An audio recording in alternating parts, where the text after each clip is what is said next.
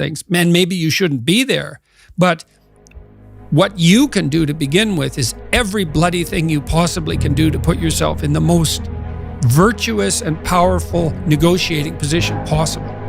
And you have to think like a snake in some sense to do that. You got to get the details right. You have to be prepared to bite, and you have to have your eyes on the prize, so to speak. And people aren't taught this sort of thing ever, really. They're not taught how to negotiate. They're not taught how to goal set.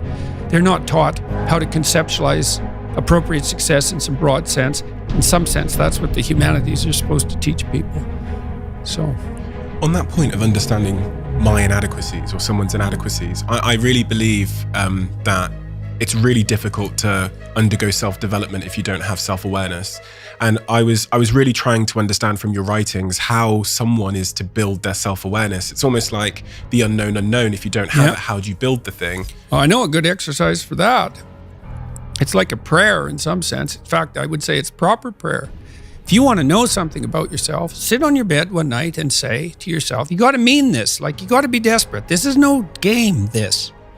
It's like, my life is not everything I want it to be, and perhaps it's not everything that I need it to be. And by need, I mean my life is so unbearable that the suffering that's attendant upon that is make me nihilistic, cynical, bitter, resentful, homicidal, genocidal, unable to have a good relationship, prone to punish people for their virtues because of my jealousy, driving the proclivity to see evil everywhere except within my own heart. Like, these are problems, man. And you ask yourself, you sit on the bed and say, okay, man, I'm ready to learn something. Like, what's one thing I'm doing wrong that I know I'm doing wrong, that I could fix, that I would fix? It's like, you meditate on that, you'll get an answer. And it won't be one you want, but it'll be the necessary one. You know, and it's often something that will point you to small things. So Carl Jung said, people in the modern world don't see God because they don't look low enough. And so imagine you're in your messy bedroom, you know, and you're sitting on the edge of the bed trying to have an honest dialogue with yourself. And the little voice says, you know, it's pretty disgusting in here. And you think, well, I'm way above such trivial niceties as organizing my room. It's like, well, that's pride. That's arrogance.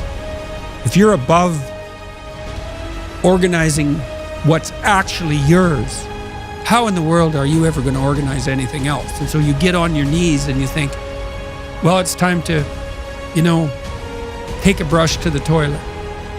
And maybe that's where you start. And that works. Like, that works. You start making those micro improvements, like real micro improvements, real on the ground, actual micro improvements to things you know that are wrong, you'll improve unbelievably rapidly.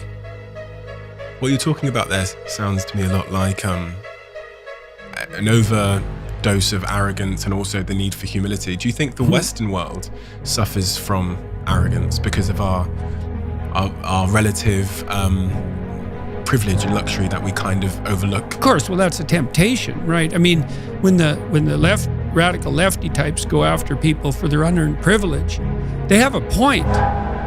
Now, the point is, the existentialists called it thrownness, which is that's a Heideggerian term. And thrownness is the fact that we kind of experience life as if we're tossed into it, thrown into it. You know, you're male and not female, you're Hindu and not Christian, you're tall and not short.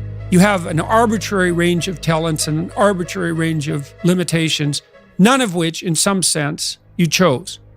It's the cards you're dealt. Now, some of those are cards of privilege. No, maybe you're born intelligent. Maybe you're born symmetrical. Maybe you're born healthy. Maybe you're born into a culture where it's much easier not to be absolutely deprived. Maybe your parents are rich. And so all of that, in some sense, is unearned. Now, along with that comes a good dose of existential guilt. Because at the same time, and this is true for anyone, regardless of their cultural background, the ground we walk on is soaked in the blood of historical atrocity. And so that's on you, because, people think, well, who's the Nazi? Well, it's the fascist, or who's the radical communist? It's the radical left-wing ideologue. And the fundamental truth of the matter is that's best dealt with as a spiritual matter.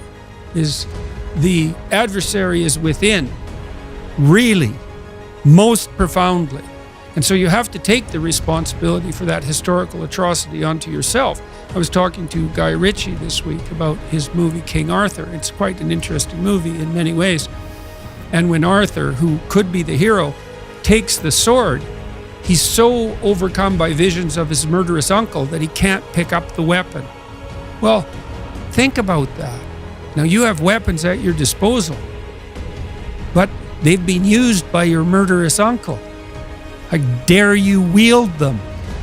And the answer is, maybe it's easy just to leave the sword on the ground, because you do want to be responsible for atrocities going forward, and don't think you couldn't be, and don't think you might not enjoy it.